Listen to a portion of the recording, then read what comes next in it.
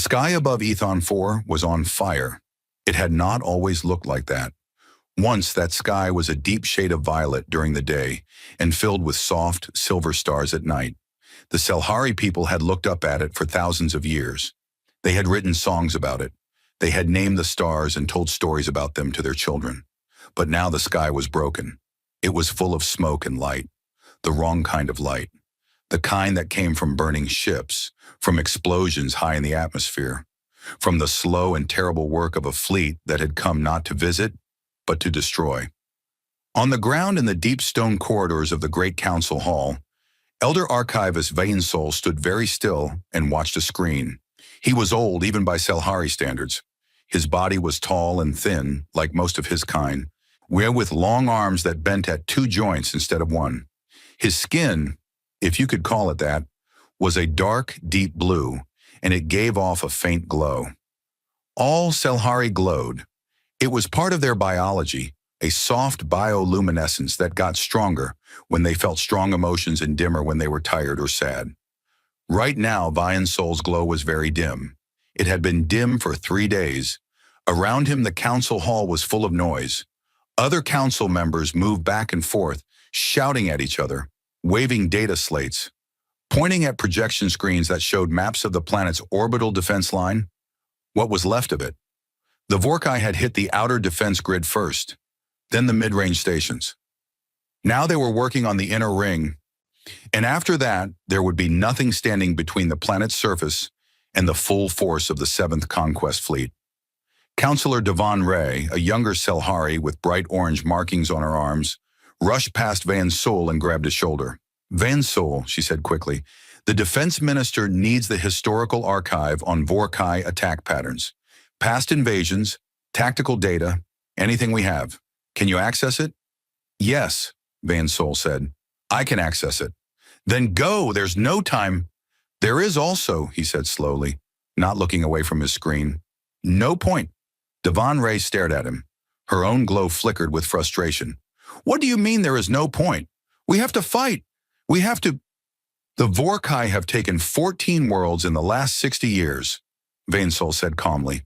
"All 14 of them had defense grids. All 14 of them sent emergency signals to the Conclave of Worlds. All 14 of them fell within a week of first contact. Our outer ring fell in 11 hours. He paused. "What tactical data would you like me to find?" Devon Ray opened her mouth. Then she closed it. Then she walked away very quickly, because there was nothing she could say to that. Vainsol turned back to his screen. He was not watching the battle feeds like everyone else. He was not watching the maps of the orbital grid, or the casualty reports coming in from the northern continent, or the desperate communications being sent to Conclave headquarters begging for help that was not going to come. He had looked at all of those things. He understood them well enough. What he was watching now was something different, something that had appeared on his personal monitor 40 minutes ago and had not left his mind since. It was a signal, not a new signal, not something from the battle outside. It was old, older than Vainsol himself, older than anyone alive on Ethan 4, older than the Vorkai Dominion had even existed as a political body. It had come in on a frequency that, as far as anyone in the Conclave knew, had been dead for 3,000 years, a frequency that no civilization currently used, a frequency that had one single entry in the official communications registry listed under a species name that most modern scholars treated as mythology. The entry said, "Reserved Human Diplomatic Band. Last active, year 0 of the silence." Vainsol had been an archivist for 60 years. In that time, he had read almost every document in the Selhari National Archive and a significant portion of the Conclave's shared historical database. He had read about every war, every treaty, every lost civilization, every first contact record. He had developed a habit over those 60 years of treating history as something real and physical, not just words on a page, but the actual residue of things that had actually happened. He believed that if you read carefully enough, history could still surprise you. It was surprising him right now. He pressed a key and the signal expanded on his screen. It was short. It was encrypted in a cipher that the Conclave's systems had struggled to break. Not because the cipher was particularly sophisticated, but because it was so old that no active decryption library had the base keys for it. Vensol had spent the last 40 minutes finding those keys in the deep archive. He had just finished. The message decoded in front of him. It was 3 words in Old Galactic Standard, the trade language that had been spoken across known space before the current conclave dialect replaced it. 3 words. We saw everything. Vensol read them 3 times. Then he sat down, which was unusual for him because he normally preferred to stand. And he stayed very still for almost a full minute. Then he opened the restricted archive.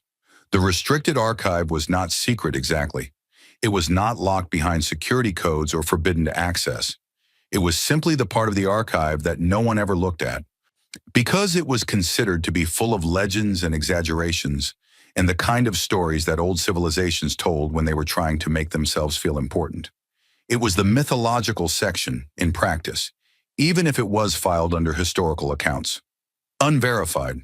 Vensol knew what was in it. He had read it all long ago, in the first years of his career, when he still had the time and energy to read everything. He had found it fascinating then. Most of his colleagues had found it embarrassing, the sort of old nonsense that proper scholars were supposed to leave behind. He found the human files without difficulty. They were large, larger than the files for most species, which was itself interesting.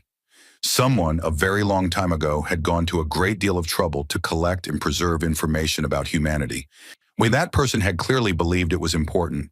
The oldest documents were simple, physical descriptions. Humans were bipedal, 2 legs, 2 arms, 1 head. They were, by galactic standards, extremely fragile. Their skin had no armor, no scales, no natural protection of any kind. They could not survive in vacuum without suits. They were vulnerable to dozens of environmental conditions that other species could tolerate without difficulty. Their lifespan was remarkably short, 60 to 100 of their homeworld years under natural conditions. In a galaxy where many species live for centuries or millennia, a human lifetime was considered almost embarrassingly brief. And yet, the next section of the archive was different in tone. It had been written by a scholar of the Tethari Collective, a civilization that no longer existed. It absorbed into the conclave 3,000 years ago, and it had the careful, deliberate style of someone who was choosing their words very carefully because they were afraid of not being believed. The scholar described a period, roughly 4,000 years before the present day, when humanity had first made contact with the wider galaxy. They had arrived, the scholar wrote, as a minor species from a single star system on the outer rim. No colonies, no allies, no particular advantage in technology. They were behind the major civilizations of the time by several centuries in most fields. Within 500 years, they had caught up with all of them, not by being given the technology, not by trading for it or stealing it, by developing it, sometimes from scratch, and sometimes by looking at what already existed and finding 3 different ways to improve it. The scholar used a word that Vensol had to look up because it was not common in modern galactic standard. The word meant something like relentless ingenuity, the quality of never stopping, never accepting that a problem could not be solved, never treating a closed door as anything other than a door that had not yet been opened. But it was the next section that Vensol had always remembered, the part that had stayed with him all these years, filed at the back of his mind like a thing he was not sure what to do with. It was a record of the first major war that humanity had fought against another spacefaring civilization. A conflict now called the Breach Wars, which most modern scholars treated as a minor historical footnote. The opposing civilization had attacked human colonies on 3 separate occasions, apparently believing that the humans would either surrender or be unable to retaliate at scale. They were wrong on both counts. But what struck Vensol was not the fact that the humans had won. Many civilizations won wars. What struck him was how they fought. Other species, the scholar noted, went to war for reasons that made sense in a straightforward way. Territory, resources, survival, dominance. They fought until the cost was too high, and then they stopped. They had a practical relationship with violence.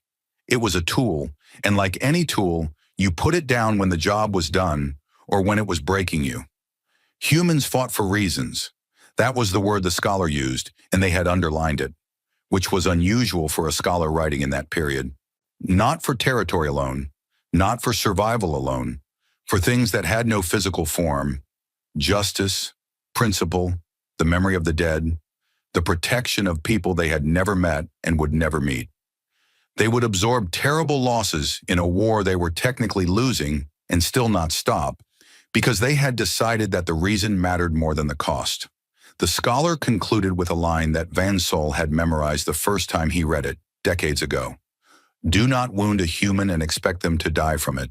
Expect them to remember."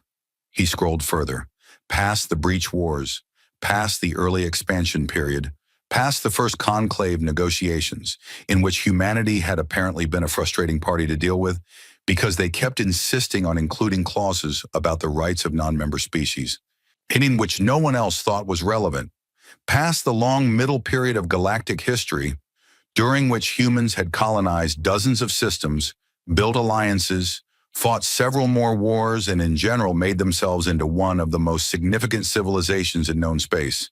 And then he reached the section marked "The Silence." 3,000 years ago, on a date recorded precisely in every archive that still existed, every human signal had stopped. Every human ship had returned to human space. Every human diplomat had said goodbye, politely, formally, with no explanation given, and gone home. The borders of human space had gone quiet. Ships that ventured close reported no hostile action, no communications, nothing. Just silence. The theories were numerous: plague, internal collapse, transcendence to a higher form of existence, a voluntary isolation. Some scholars had argued they had simply died out, that the short lifespan had finally caught up with the civilization as a whole, or that some internal conflict had burned them down to nothing. Van Sol had never fully believed any of those theories. He looked back at his screen, at the three words still glowing there in Old Galactic Standard. "We saw everything." A sound made him look up. It was one of the younger archive assistants, a Salhari named Fenlo, who worked the overnight monitoring shift and mostly kept to himself. Fenlo was standing in the doorway of the main archive room with a look on his face that Van Sol had not seen before. A wide, stunned expression, his glow pulsing in rapid, irregular flashes, which meant extreme surprise. "Elder Van Sol," Fenlo said. His voice was not quite steady. The Deep Space Relay Network, the Outer Rim sensors, they've just sent a priority alert." Van Sol was already standing. "What did they detect?" Fenlo opened his mouth, closed it, tried again. "Ships," he said. "A lot of ships. Moving in from the Outer Rim. They're moving faster than our sensor models say is physically possible. But the readings are consistent across 17 separate relay stations, so the system is certain it's not an error." He paused. "The Vorkai BattleNet has flagged it too. Across all their encrypted frequencies, there's been nothing. Complete silence. For the last 4 minutes. Van Sol felt something he had not felt in a very long time. Not hope exactly. Not yet. Something quieter than hope. Something that felt like a very old door. One that had been closed for 3,000 years. Should it be beginning very slowly to open? "How many ships?" he asked. Fenlo looked at his data slate. He looked at it again, as if he expected the number to change if he checked a second time. It did not change. He looked up at Van Sol. "We don't have a number," he said. "The sensor net can't count them. There are too many." Outside, the burning sky flickered. For a moment, just a moment, the sounds of the Vorkai bombardment seemed to pause, as if even the weapons were uncertain what to do, as if the war itself had heard something and was waiting to see what came next. Van Sol turned back to his screen. He looked at the three words one more time. Then he looked out through the high stone window at the damaged sky, at the smoke and the fire, and the distant shapes of enemy ships still hanging in orbit like dark stones. Oh, he thought about what he had read all those years ago, about a civilization that had never learned to put things down, that remembered everything, that had looked at the galaxy 3,000 years ago and made a decision, a quiet, deliberate, patient decision, and then disappeared to carry it out. He thought about the signal on the dead frequency. "We saw everything." He thought about the Vorkai going silent, and for the first time in 3 days, Vane's soul's glow began to brighten. "Fenlo," he said quietly. "Yes, Elder." "Wake the full council, all of them, right now." He paused. "And tell them to look at the outer rim sensors. Tell them to look carefully." He folded his long hands together and continued to stare at the sky. "Tell them that I believe something that has been asleep for a very long time has just opened its eyes." Fenlo hesitated. "And if they ask me what it is?" Van's soul was quiet for a moment. The burning sky reflected in his eyes. His glow was steady now and growing. "Tell them," he said, "that it is the answer to every distress call this galaxy has ever sent into silence and heard nothing back." He looked at the 3 words on the screen one last time. "Tell them the humans heard us, and they came." Outside in the cold dark far above the burning world, the outer rim sensor net was still counting, still trying to find an upper limit to the number of ships moving in perfect formation across the edge of known space. It had not found one yet. The formation moved on, patient and precise and absolutely enormous, the way a thing moves when it has been preparing for a very long time and is finally, at last, done preparing. It moved toward the light. It moved toward the fire. It moved toward Ethon 4, where a world was burning and a very old archivist was standing at a stone window with his hands folded and his glow burning bright for the first time in days. And it did not slow down. War Master Drek Khan had never lost a campaign. This was not something he said out loud very often, because in Vorkai culture, boasting about your record was considered a sign of insecurity. A true warrior did not need to announce his victories. His presence was the announcement. But it was a fact, and it was a fact that defined him in the same way that bones defined a body. It was the structure underneath everything else, invisible, but holding it all up. He was large even by Vorkai standards. His people were reptilian in nature, thick-scaled, heavy-boned, with broad, flat heads and eyes set wide apart for excellent peripheral vision. Most Vorkai were a dull brownish-gray color, the color of the rocky homeworld they had come from. Drek Khan was darker than average, almost black, with deep green markings along his neck and shoulders that indicated his rank and bloodline.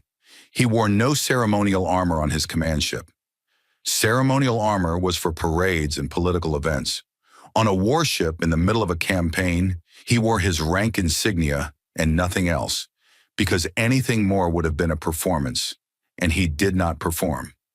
He stood at the main tactical display of the Vorkai Pride, his flagship, the largest warship in the 7th Conquest Fleet, and watched the final stages of the Selhari orbital grid collapse with the calm satisfaction of someone watching a thing they expected to happen, happening exactly as expected. "Outer defense ring is fully neutralized, War Master," said Fleet Commander Aerith Sol, standing to his left. Aerith Sol was young for her rank, fast-thinking, extremely efficient. She was one of the few officers Drek Khan allowed to brief him without being spoken to first. "The inner ring will fall within 6 hours. After that, the planet's surface is open." "Good," Drek Khan said.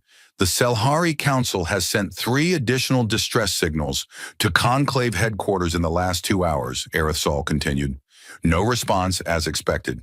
The Conclave has no military force positioned within response range, and their nearest member state with independent warships is 11 days away at standard transit speed." 11 days, Drek Khan said. "We'll be done in 4. He was probably right. The campaigns always went the same way. The target civilization had a defense grid that looked impressive on paper and fell apart under real pressure. They sent signals asking for help. No help came. They either surrendered or died in place. Either outcome was acceptable to the Vorkai Dominion. A civilization that surrendered could be put to work. A civilization that fought to the end was removed as a future problem. Both had their practical value. It was, Drek Khan felt, a very rational system. He was about to ask for the latest surface mapping data when a sound on the other side of the bridge made him turn. The sound was unusual, and which was why it caught his attention. It was the sound of a Vorkai officer being surprised, a sharp, involuntary intake of breath, followed by sudden silence. Vorkai officers were not supposed to be surprised. They were supposed to be in control of their responses at all times. When one of them made that sound, it meant something was genuinely wrong. The officer was Sivak, the fleet's chief intelligence analyst. Sivak was a small Vorkai, smaller than average, with lighter coloring and quick darting eyes. He was not a warrior in the traditional sense, and he knew it, which was why he had gone into intelligence work instead of field command. He was very good at his job. He was usually the calmest person in any room because he had a habit of knowing things before they became problems.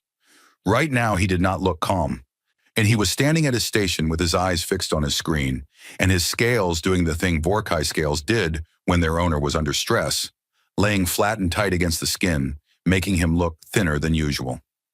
"Sivak," Drek Khan said.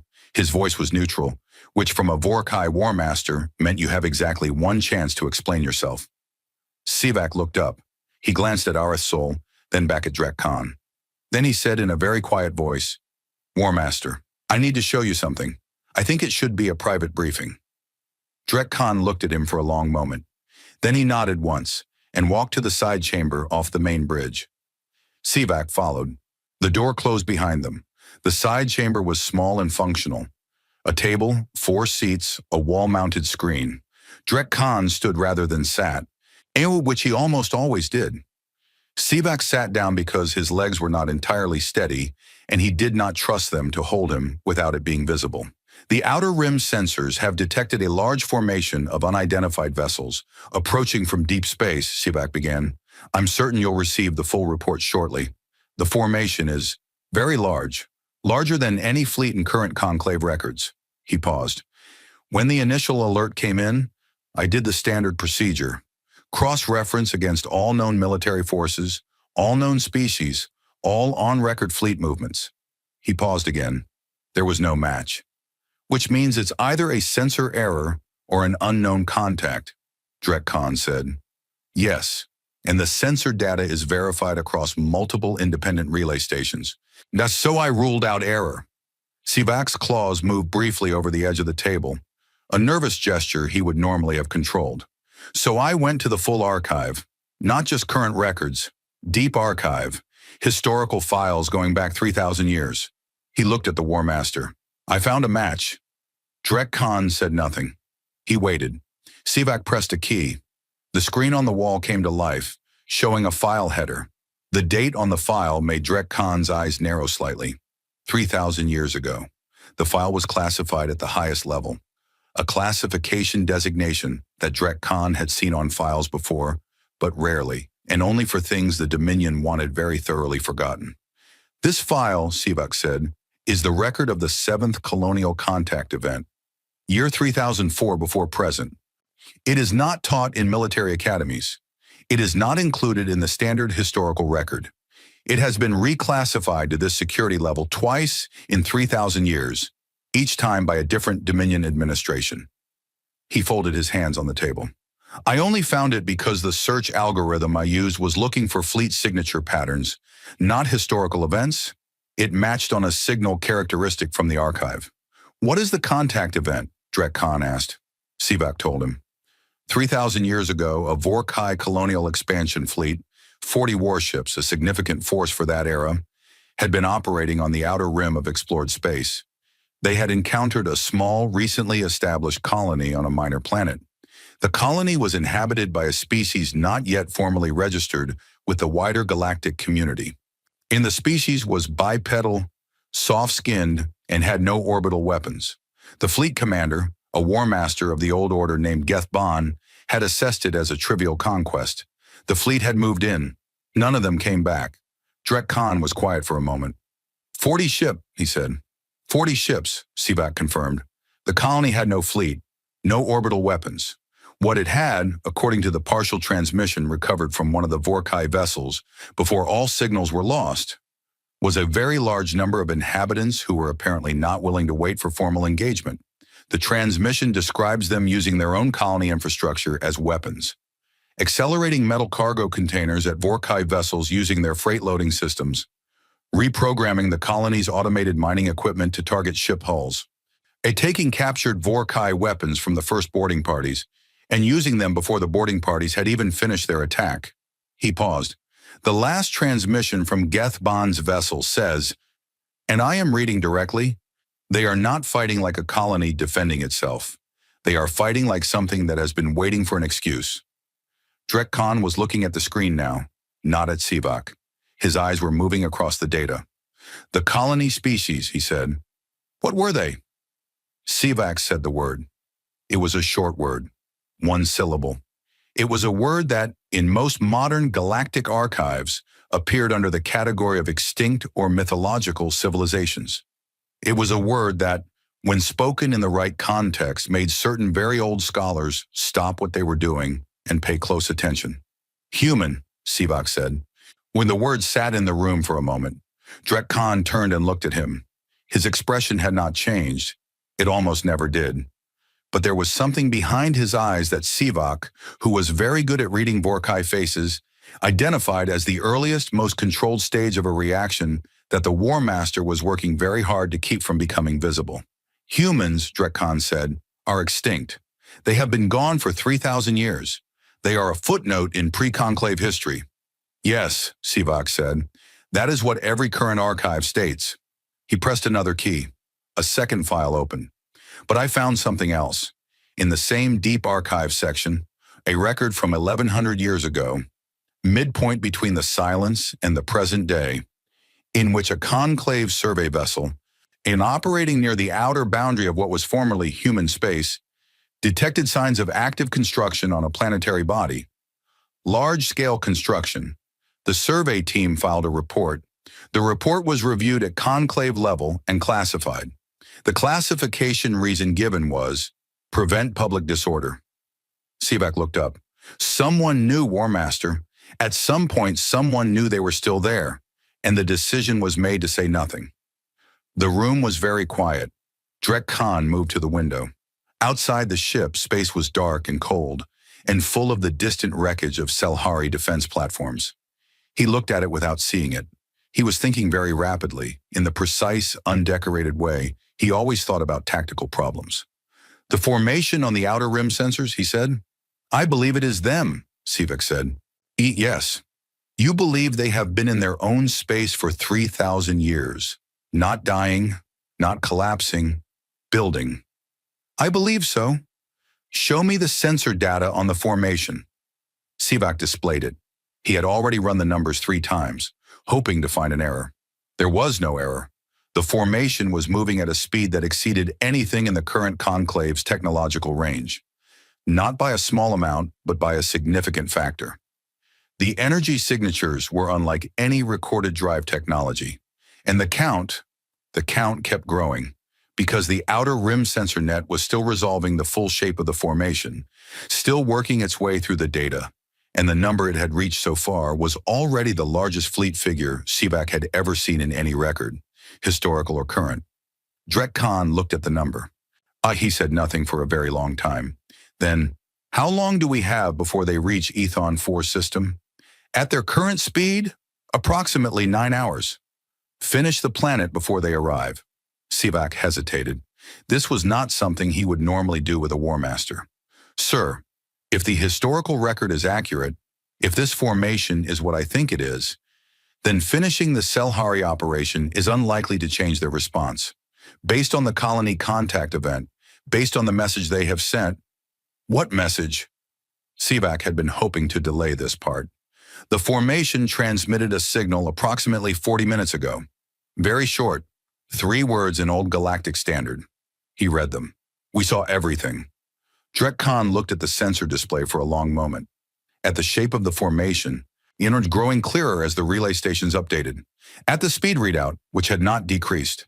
At the energy signature, which no Vorkai engineer would have been able to fully explain. Send the cultural files on humans to my personal terminal, he said finally.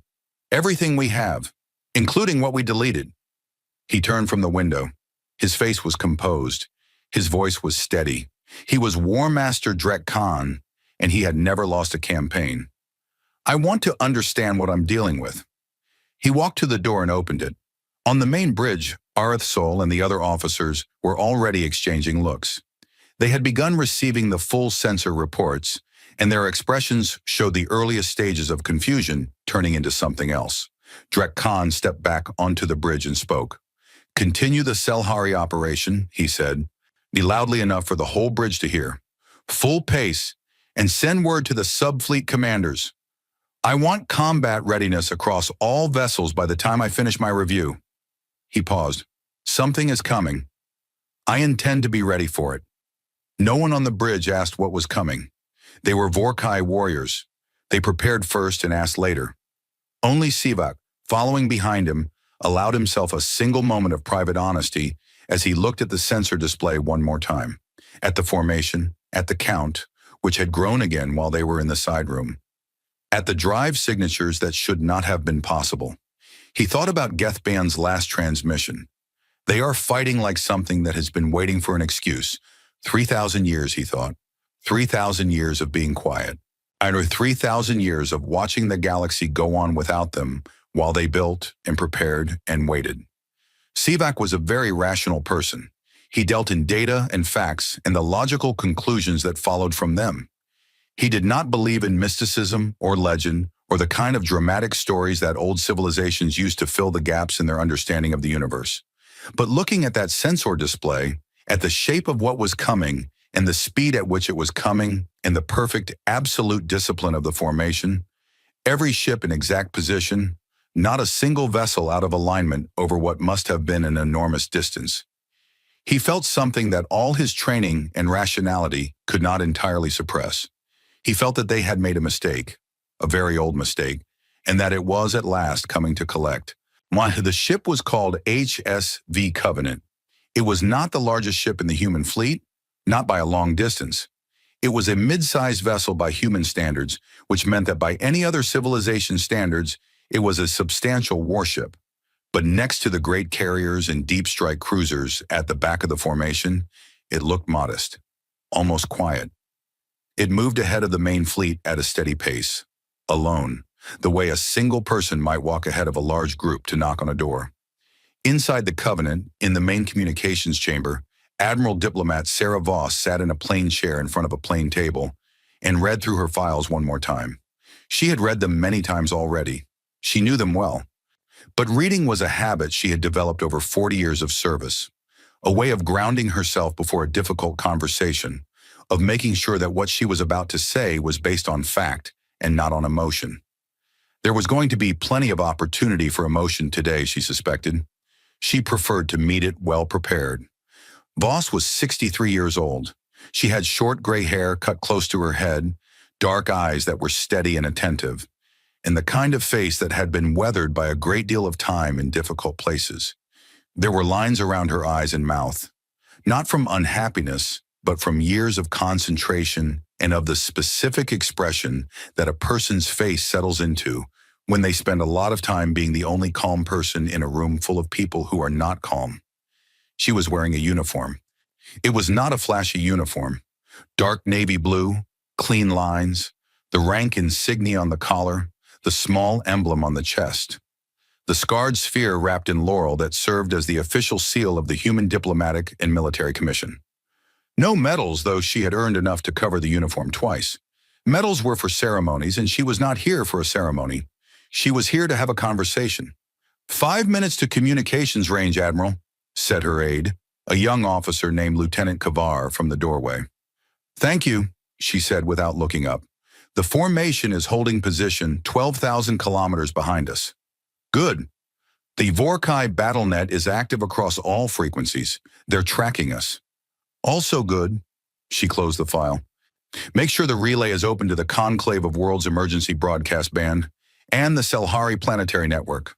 I want this transmission received as widely as possible. Kavar hesitated. We're broadcasting to everyone? Including everyone, Voss said. Yes. She looked up at him. Her eyes were steady. If this is going to mean anything at all, then everyone needs to see exactly how it happens. Every word, every decision. No private channels, no backrooms. This is not that kind of conversation. Kavar nodded and went back to his station. Voss stood up, straightened her uniform jacket, and walked to the communications platform at the center of the chamber. It was a circular space, slightly raised with holographic projectors built into the floor. When the link opened, it would show her the party on the other end in full scale. and show them the same. She wanted them to see her clearly. She wanted there to be no ambiguity about what she was and what she was doing there. The console chimed. The link was open. The holographic display filled with the image of War Master Drek Khan. She had studied his profile. She knew his record. She knew what he had done to 14 worlds, and she knew what he was currently doing to the 15th. She looked at him now. The size of him, the dark scales, the wide-set eyes that were studying her with the exact same focused attention she was giving him. And she felt the thing that she always felt at this kind of moment, the thing she had learned to use rather than suppress. It was not anger. It was something steadier and colder and more useful than anger. Drek Khan looked at her for a full 3 seconds before he spoke. She did not look away. "You are the commander of this fleet?" he said. His voice was deep, with the rough undertone that Vorkai voices always had. His galactic standard was formal, learned rather than native, but very precise. "I am," Voss said. "Admiral Diplomat Sarah Voss, Human Diplomatic and Military Commission. I'm speaking on behalf of the Human Assembly of Worlds." She paused. "I assume you know who we are?" Another brief silence. "My intelligence records suggest that humans are extinct," Drek Khan said. "Your intelligence records," Voss said, "are inaccurate. I've been aware of that for some time. Specifically, I know about the reclassification of the Conclave Survey Report from 1100 years ago. And I know about the classification of the 7th Colonial Contact event from 3,000 years ago." She watched him. His face did not move, but his eyes changed. A very small shift, the kind that a person who had studied Vorkai expressions for as long as she had would recognize as a controlled reaction to something unexpected. "I know your fleet attacked a human colony in that period. I know what happened to that fleet. I know why it was removed from your official history." Drek Khan said nothing. "I'm not here to discuss that," Voss continued. "I'm here to discuss what you've been doing for the last 3 centuries. She touched a control on the table beside her. A data window opened in the shared holographic space between them. A list displayed in clear galactic standard. "This is a documented record of every system the Vorkai Dominion has conquered in the last 300 years. Every world, every population, every recorded casualty figure, cross-referenced with independent sensor records, trade network data, refugee accounts, and, in 14 cases, real-time observation." She let him read the first lines of the list. "We have been watching War Master, carefully, for a very long time." "You have been hiding," Drek Khan said. His voice was neutral, but there was something underneath it. "No," Voss said simply. "We made a decision about when to act. There is a difference." She moved the data window aside and looked directly at him. "Here is what I am here to tell you. The Vorkai Dominion will withdraw from every occupied system on this list. All military forces will return to Vorkai home space. When all enslaved populations will be released, all occupied governments will be restored. You will begin this process within 72 standard hours of this transmission." She stopped. The communications chamber was very quiet. Somewhere on his bridge, she could see other Vorkai officers. They were all still. "This is not a negotiation," she said. "It is not a request. It is not a suggestion. It is an informed statement of what is going to happen." She folded her hands on the table in front of her. "I would prefer to achieve it without further loss of life on any side. I hope you will make that possible." Drek Khan looked at her for a long moment. Then slowly, something changed in his expression. A hardening, a decision being made. He had fought 14 campaigns. He had never surrendered. He had never been told what to do by a single small vessel that arrived ahead of a fleet and spoke to him as if the fleet were beside the point. "You are one ship," he said. "Yes," Voss said. "My fleet has over 1,000 warships in this system. You have sent a single vessel ahead of yours, and you are telling me what my civilization will and will not do." He said it without heat, the way a person states a fact that is so obvious it should not need to be stated. "You understand how this appears?" "I understand exactly how it appears," Voss said. "I need you to understand what it means." He gave an order. She could not hear it, but she saw the officers on his bridge move. She watched the tactical feed on her secondary screen and saw the Vorkai fleet begin to move.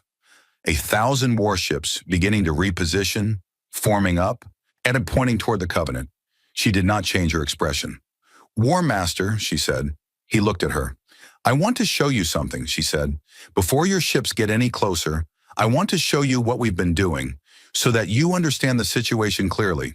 That is all. You can make whatever decision you want after that, but I want your decision to be an informed one.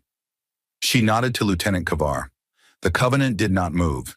It did not raise its shields, which it had not lowered because they had never been raised. It simply sat in space, alone, and waited.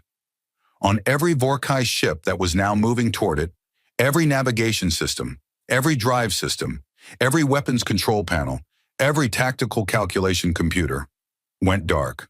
Not damaged, not destroyed, simply offline. Locked the way a door is locked. There, present, completely intact and entirely inaccessible. On the open communications channel, which was still broadcasting to every conclave receiver in every Selhari network and every independent relay in the region, there was a sound. It was the sound of 1,000 warship bridges suddenly becoming very quiet as the officers on each one reached for their controls and found nothing responding. Drek Khan had not reached for anything. He was standing exactly where he had been standing. His face was completely still. Voss spoke again, and her voice was exactly the same as it had been. Calm, direct, neither triumphant nor apologetic. We've had access to your systems since we crossed into sensor range, she said. We did not use it before now, because I wanted to make the request through proper channels first. That is how we do things. She looked at him. We've also been reading your fleet communications for the last 9 hours. We know what your intelligence officer found in your archive. We know that you know who we are. She paused. War Master, your ships are not damaged. Your crews are safe. I am going to restore your systems in a moment. I am asking you, in the time between now and then, to seriously consider your answer. Not for my benefit, for the benefit of the people on that planet below us and the people on every planet on the list I showed you. She nodded to Kavar again.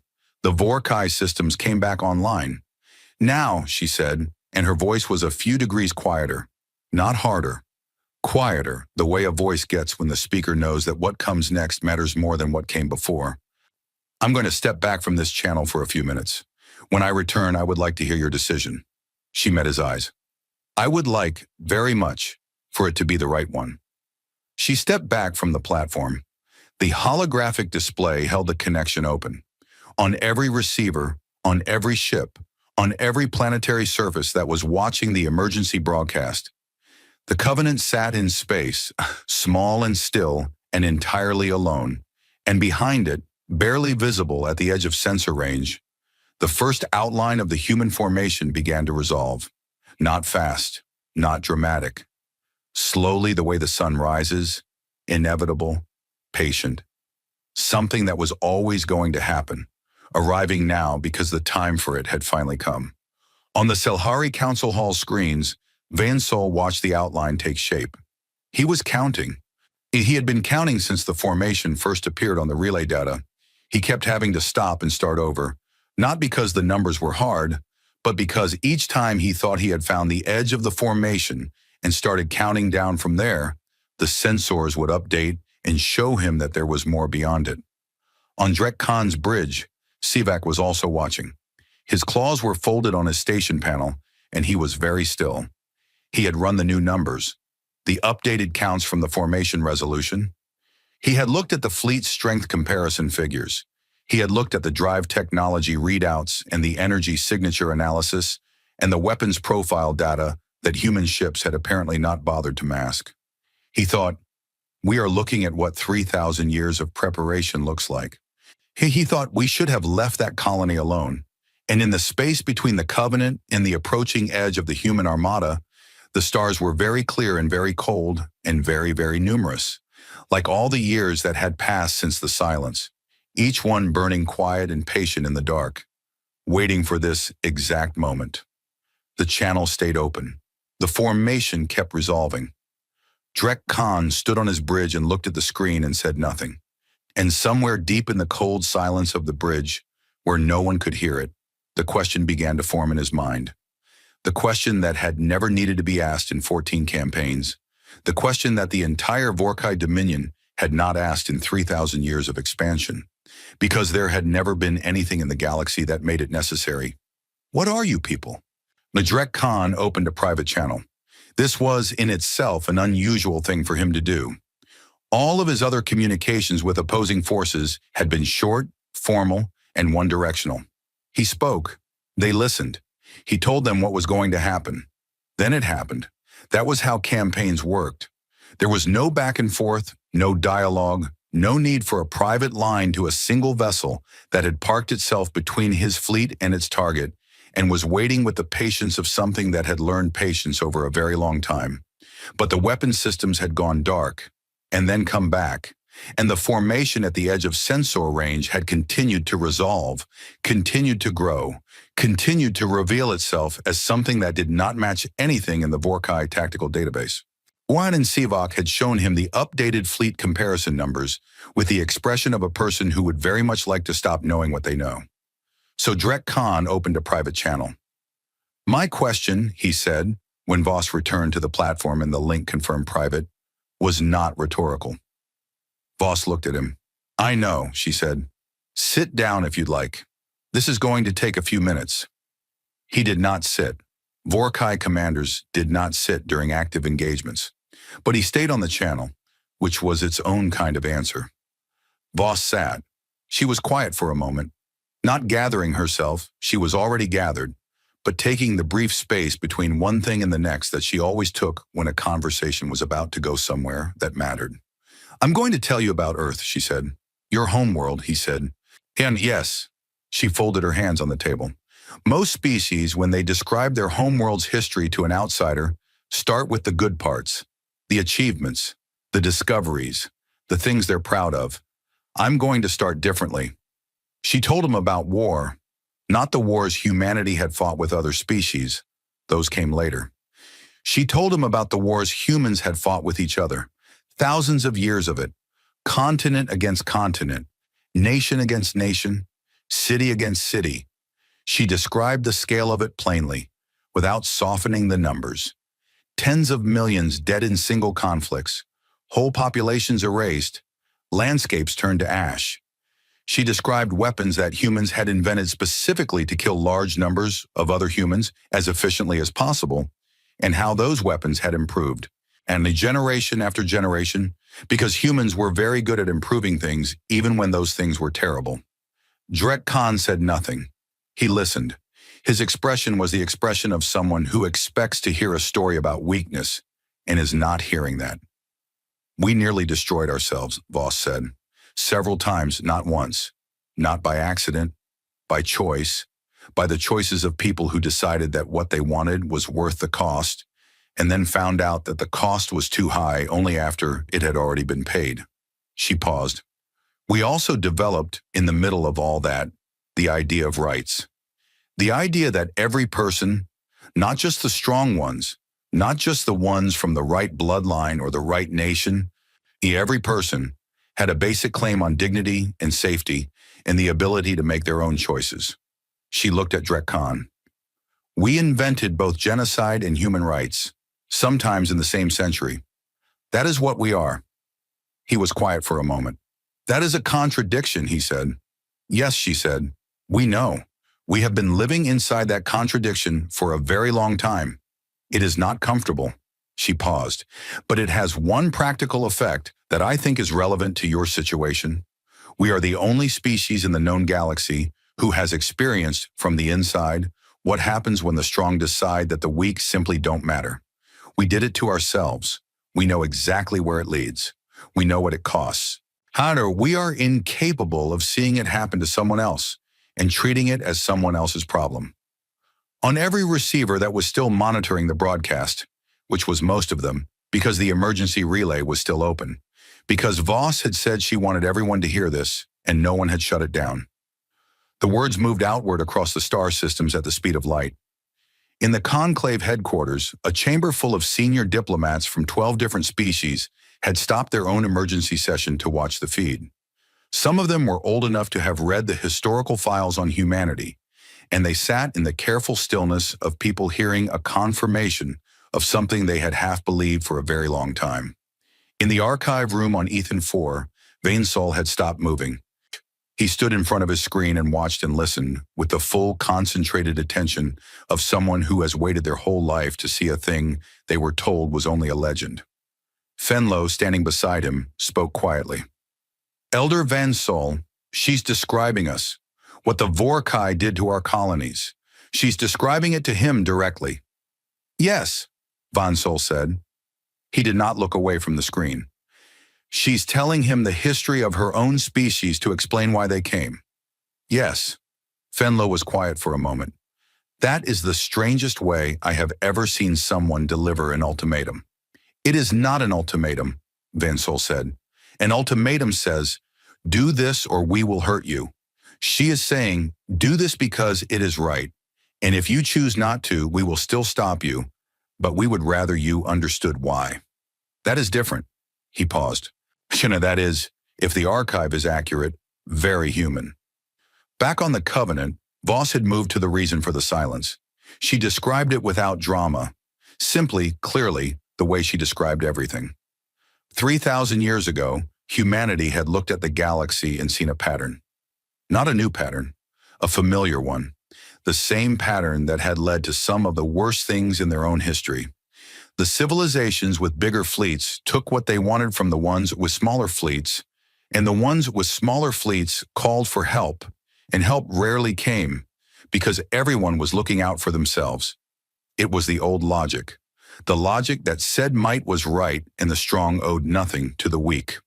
We had that argument on our own world for thousands of years, Voss said. Every time we thought we'd settled it, it came back. And every time it came back, people died. A lot of people. She looked at the War Master.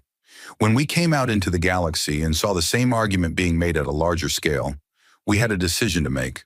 We could try to stop it from inside. Join the conclave, make alliances, try to influence things slowly. Or we could do what we have always done best, which is to go home, look at the problem clearly, and build something that could actually fix it rather than just push it around. You abandoned the galaxy, Drek Khan said. The word he used was not quite abandoned. It was a Vorkai word that meant something closer to withdrew from your obligations. No, Voss said. We made a long-term decision. There is a difference between leaving and withdrawing. When you leave, you stop caring. When you withdraw, you are preparing to come back, she paused. We watched. The whole time. Everything that happened. We recorded it. We built a complete historical record of every conflict, every conquest, every civilization that was taken apart by someone bigger, including this one. She gestured briefly toward the data file she had shown him earlier. We didn't disappear. We just went quiet, and we built. For 3,000 years, Drek Khan said. It was not a question.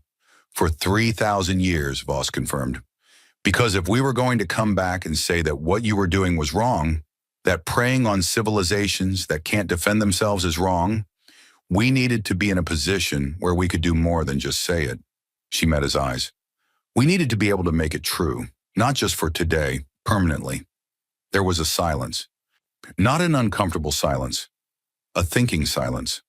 Then Drek Khan said something that surprised her.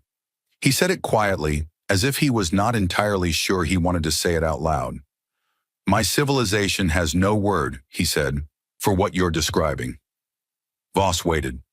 For stopping something, he said. Not because it threatens you. Not because you were ordered to. Not for gain or territory or survival. Because it is the right thing. He seemed to be working through the concept in real time, turning it over with the careful attention of someone encountering an idea that has no framework in their existing worldview. We have words for honor in battle, for loyalty to the fleet, for the glory of conquest. We have no word for what you are describing. I know, Voss said gently. How is that possible? He asked it without hostility. He asked it the way a person asks a question they genuinely cannot answer. A civilization that would spend 3,000 years preparing to stop something they don't benefit from stopping. That would come here to a system that is not theirs, to protect a species they have never met. We've met them now, Voss said. In a way. And do it not for territory, not for resources, not for any reason a rational calculation would justify. He paused. It is not rational. Voss almost smiled. It was a very small thing. A brief upward movement at the corner of her mouth. You're right, she said. By a certain kind of calculation, it isn't rational. The cost is very high. The benefit to us, in material terms, is almost nothing. She looked at him steadily. We came anyway, because some things matter more than the calculation. That is something our history taught us the hard way. We are not interested in the galaxy learning it the same way we did. The private channel held both of them in silence for a moment. Then there was movement on his bridge. One of the sub-commanders, a larger Vorkai with aggressive coloring, moving with the fast certainty of someone who had already made up his mind, stepped into frame behind Drek Khan and spoke loud enough for the channel to pick up. His name, as Voss later learned, was Sub-War Master Greth Von, and he had come up through the Dominion's hardest campaigns and believed with genuine conviction that the only real answer to any challenge was the one that came from a weapons array. He was not interested in the conversation. He was not interested in what the human was saying, or what Drek Khan was thinking, or what 3,000 years of careful preparation looked like from the outside. He was interested in the fact that there was a single enemy vessel in range, in a planet below that was not yet finished, in a fleet behind him that was still capable of fighting, and that the only thing stopping all of those things from resolving in the obvious way was a war master who was standing on his own bridge having a conversation with a small, soft-skinned creature on a medium-sized ship. He spoke 4 words. We do not surrender. And then he gave the order. Not to Drek Khan, to his own ship. A direct order to his personal command vessel and the 6 ships closest to it. A strike formation, angled toward Ethan 4, weapons hot, moving fast. Not toward the Covenant, toward the planet, because Greth Von was not trying to win anymore. He was past that. He was making a point. He was saying, in the language that he understood better than any other, we are Vorkai and we do not bend, and if we cannot win, then we will at least make sure that we take something with us. Drek Khan turned from the screen. His face had changed, not to anger, but to something older and heavier than anger. Voss was already on her feet. She looked at the tactical feed on her secondary screen, at the 7 Vorkai ships breaking formation and driving hard toward the planet's surface, and she closed her eyes for exactly 3 seconds.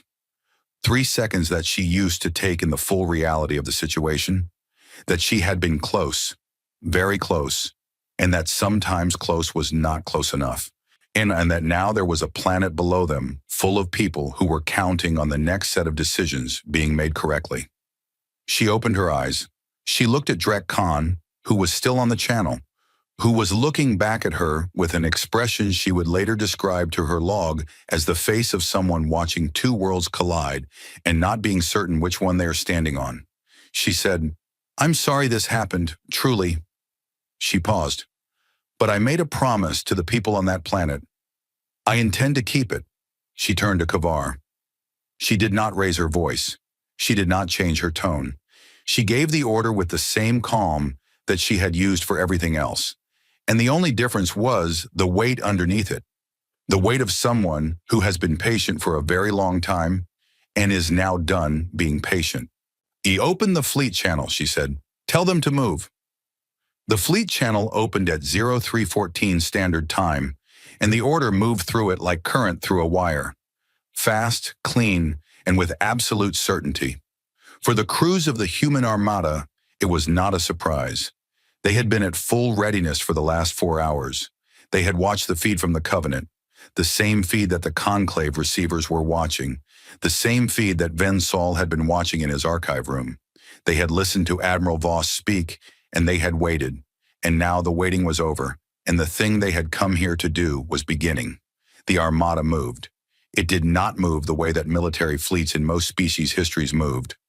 In a broad, aggressive charge, weapons firing, everything pointed forward in a blunt display of force. It moved with the kind of precision that only comes from a very long time of practice. Each ship in the formation knew exactly where it was going, and exactly what its role was. There were no redundant orders, no confusion, no delays. The formation split into sections as it moved, some heading for the outer engagement zones, some moving to cover the orbital approaches, some driving straight and fast toward the 7 Vorkai ships that were burning hard for Ethan 4's surface. The 7 Vorkai ships were fast. Greth Vaughn had made sure of that. He had picked the fastest vessels in the strike group when he gave the order, because he was not a fool about tactics, even if his decision was not a tactical one. He believed perhaps that speed would make the difference, that if he moved fast enough, the human fleet would not be able to react in time, that the planet would burn before anyone could stop it, and that would be its own kind of answer to everything Voss had said on that channel. He was wrong, not because the human ships were faster, though some of them were, but because the human fleet had not waited for him to move before it began calculating where he was going. The moment Greth Vaughn had stepped forward on that bridge and spoken those 4 words, the human tactical network had flagged the change in his posture, the shift in his movement, the direction his eyes had been tracking, and had begun adjusting. By the time his ships left formation and fired their drives, 3 human vessels were already in position. The first human ship to reach the intercept point was a midweight cruiser called HWCS Meridian. When it came in on an angle that forced Greth Vaughn's lead vessel to break its trajectory or collide, and it held its angle without deviation, without hesitation, without any sign that the crew on board was concerned about the math of 2 large objects moving toward the same point in space at high speed. Greth Vaughn's lead vessel broke trajectory. It had to. The geometry left no other option.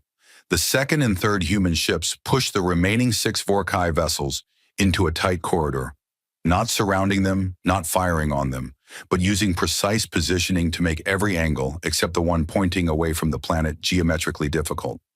It was like watching someone herd animals, a comparison that would have enraged Greth Vaughn if he had heard it, but one that several Selhari watching the orbital feeds would later use in their accounts. But the most important thing was the 7th ship, the one at the back of Greth Vaughn's formation, the one that had broken a little late, the one that found itself in a gap that the 2 flanking human vessels had not quite closed in time. It was the largest of the 7, Greth Vaughn's own flagship, the Vorkai Iron Fang. And it had not broken trajectory. It was still aimed at the planet. At this range, a ship the size of the Iron Fang, moving at the speed it was moving, had enough mass and momentum to cause catastrophic surface damage if it hit. Greth Vaughn was not, at this point, planning to pull back. He had made his decision. He had said what he believed. The Iron Fang was going to complete its run. On the bridge of the HSV Covenant, Voss watched the tactical feed and felt the thing that she always felt at this kind of moment. Not fear, but a clear and complete understanding of what was at stake and what it was going to cost to do the right thing. She opened the direct channel to Meridian. "Commander Chen," she said. "Admiral," said the voice on the other end. Commander Lin Chen, 37 years old, 12 years in the fleet, steady voice. "The Iron Fang is going to hit the surface unless it's stopped," Voss said. "I need you to put the Meridian in its path." A brief pause. Not hesitation, calculation. The kind of pause that a very good officer uses to make sure they understand the order completely before they carry it out. "That's a full impact intercept, Admiral," Chen said. "At their current speed and mass, we'll take significant hull damage, possibly critical." "Yes," Voss said. Another pause, shorter this time. "Understood," Chen said. "Meridian moving." What happened next was watched by every feed monitoring the engagement and was recorded in full resolution by 6 independent sensor platforms and was later used in every academy that trained military and diplomatic personnel in the 200 years that followed. Not because it was the largest or most dramatic thing that happened that day. It wasn't. But because of what it demonstrated, clearly and without any ambiguity, about the way humans made decisions. The Meridian moved into the path of the Iron Fang and held position. It did not fire. It did not threaten. It simply stopped in the middle of the trajectory and let its mass and its presence say the thing that no weapon system needed to say: "You will not pass." and the Iron Fang hit the Meridian at a glancing angle. Not head-on because the Meridian's crew had positioned the impact as well as it could be positioned, angling to deflect rather than absorb. The sound of the collision, picked up on the Selhari orbital monitors, was a deep, resonant strike, like a bell being hit hard. The Meridian spun out, trailing debris from her port section, her drives flickering. The Iron Fang was thrown off its trajectory by the impact, rolling in a slow arc that took it away from the planet and into open space. The planet was safe. On the Meridian's bridge, the emergency systems were already running. The hull breach was contained. The drives were damaged but not destroyed. The crew had absorbed the collision in their impact harnesses and come out of it shaken and bruised and, with the medical officer would later confirm, entirely alive. Commander Chen opened the channel to the Covenant. Hull breach on decks 5 through 7, she said. Drive capacity at 40%. Crew status. A brief pause, the sound of a confirmation coming through. All present. Minor injuries. No fatalities. Voss let out a breath that she had been holding since the moment she gave the order. Well done, Commander. Well done. On Ethan 4, in the council hall, several Selhari counselors who had been watching the feed broke into sound. Not words, but the instinctive vocalization of people who have just watched something happen that they were not certain was going to go the right way. Fenlo made a sound like all the air going out of him at once. Wenzel stood at his screen, perfectly still, watching the tactical display show the Iron Fang spinning away harmlessly into open space. His glow was the brightest it had been in years. The battle was not over. In the wider orbital space, the main engagement was continuing. The Vorkai fleet, the majority of it, the 993 ships that had not joined Grethvon's strike, was facing a human force that was larger in number, more sophisticated in technology, and operating with a level of coordination that made it functionally different from any fleet battle in recorded Conclave history. The human ships did not fight the way most species fought. They did not rush forward to destroy. They moved between Vorkai vessels and the planet's surface, positioning themselves as a physical barrier, whilst using their superior speed and maneuverability to prevent attacks rather than to deliver them. When Vorkai ships fired, human vessels moved to intercept the shots, not because they had to, but because the math said it was more efficient than trying to neutralize the firing ship. And when they did engage directly, when a Vorkai ship pushed through a defensive line and became an active danger, the human response was precise in a way that was almost surgical. Weapons that targeted drive systems without touching life support, targeting that disabled bridge controls while leaving the rest of the ship intact, the ability to put a weapon's discharge through a gap the size of a porthole and hit the fire control processor behind it without scratching the surrounding hull. Vorkai's ships were being neutralized one by one. Their crews were intact, their hulls were intact, but they were drifting, unable to move, unable to fight, simply present in space as evidence of what had just happened. No one was dying. This somehow was the most unsettling thing for the Vorkai fleet commanders. They understood combat. They understood destruction. They did not understand an enemy that seemed to be putting as much effort into not killing them as any conventional force would put into doing the opposite. Sub-War Master Grethvon in the drifting Iron Fang found the emergency communications working and screamed orders into his channel for the remaining active Vorkai ships to fire, to charge, to die before they surrendered. Some of them listened. Most of them, looking at the drifting, silent shapes of their neutralized companions and at the precise, patient human ships moving between them and their objectives, made the calculation that their fleet commander had made in a side room of the Vorkai Pride several hours earlier. The calculation that said, "This is not a fight we are going to win." Drek Khan was still on the Covenant's channel. He had been watching the engagement from the beginning. He had said very little. He had watched his ships being neutralized without being destroyed, one by one, with the efficiency of a cleanup operation rather than a battle. He had watched Grethvon's strike fail. He had watched the Meridian put itself in the path of the Iron Fang and take the hit so the planet wouldn't have to. He had watched it all, and something had been happening in him during that watching. Something that the Vorkai language had no word for, which was appropriate, because Voss had said exactly that not long ago. He reached up and removed his command insignia from his collar. It was a heavy engraved piece, rank and bloodline and campaign record, all pressed into metal and worn over the heart. He had worn it for 30 years. He set it down on his command panel and opened the channel. "Voss," he said. She looked at him. "Yes. Tell your fleet to stop." She looked at him for a moment. Then she nodded to Kavar, and the fleet-wide channel opened. "All vessels," she said, "hold position. Maintain defensive lines. Do not engage." She turned back to Drek Khan. "The engagement is paused," she said. He looked at the insignia on his panel. He was quiet for a moment in the way that a very large thing is quiet when it has decided to stop moving. "We call it Veth Karun," he said. "What I am doing. It means the recognition that an opponent has proven something. Not just one, proven something." He met her eyes. "A war master who performs Veth Karun acknowledges that the opponent's strength is real, that the argument is over." He paused. "I am performing Veth Karun." Voss looked at him without any expression of triumph. She simply looked at him. "I accept that acknowledgement," she said, "and I want to be very clear about what comes next, so there is no ambiguity. The Human Assembly is not seeking to control the Vorkai Dominion, annex its territory, or impose governance on its people.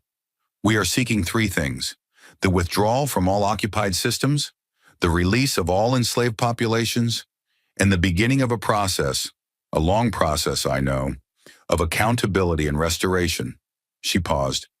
"We are not your conquerors. We are not your rulers.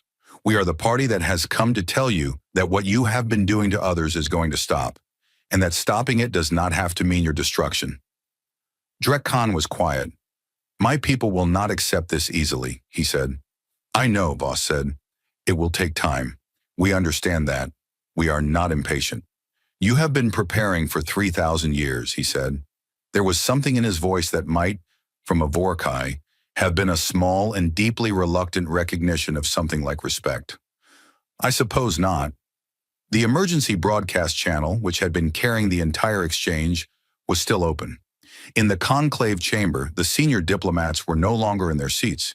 They were standing, most of them, watching the feed with the full attention that important things command. On Ethan 4, the Selhari Council had stopped arguing and was gathered in a single room around a single screen. On dozens of worlds that had survived Vorkai conquest, people who had lost things that could not be replaced were watching in the private dark of their homes and their thoughts. And in the archive room on Ethan 4, Vayan's soul finally moved. He moved slowly. He was old and the last 3 days had been long, and he walked to his terminal and sat down. He found the file he had been looking for, the archive entry on humanity, the one filed under historical accounts, unverified, the one marked status, unknown, presumed extinct. He deleted the last 4 words. He sat for a moment, looking at the empty space where they had been. Then he thought about what to put in their place.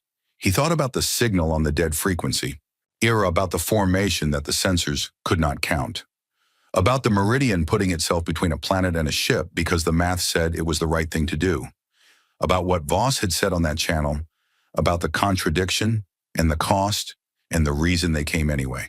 He typed 4 words, status. They never left. He looked at it. Then he added a note in the small text field below, in the old scholar style he had used for 60 years. Note: the archive entry which describes this civilization as dangerous was accurate. The archive entry which describes them as relentless was also accurate. What the archive failed to note, and what I record here for those who read this after me, is that they are relentless not for conquest, not for glory, not for the survival of themselves alone, but for the idea that no civilization should have to burn alone in the dark and hear nothing back. They withdrew because they were not ready. They returned because, at last, they were. And they came not as rulers. They came as something the galaxy had not had before and did not have a word for. They came as the answer. He saved the file. Outside, the burning sky of Ethan 4 was changing. The Vorkai warships were no longer moving in attack patterns. The bombardment had stopped. In the silence after the guns, the planet's natural sounds were returning.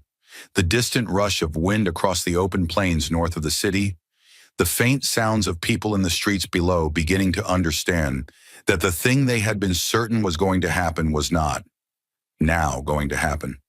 Fenlo came to stand beside Von Saul and looked at the screen. He read the updated archive entry. He read it twice. Then he looked out the window at the sky.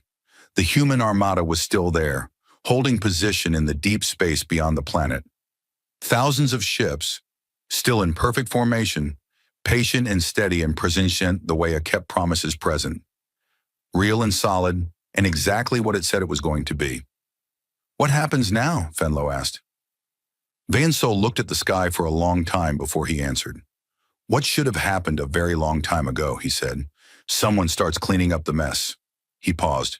"And this time, someone stays to make sure it gets done properly." He looked at the archive entry one more time. Then he closed the file, stood up slowly, and walked to the window to watch the morning. The real morning. With a one coming, now that the fires were out and the guns were quiet, begin to light the sky above Ethan 4. It was still a scarred sky. It would take time to heal, but it was brightening, and it was clear, and somewhere up in the cold and patient dark beyond it, the Armada held its position. It had come a very long way. It was not going anywhere.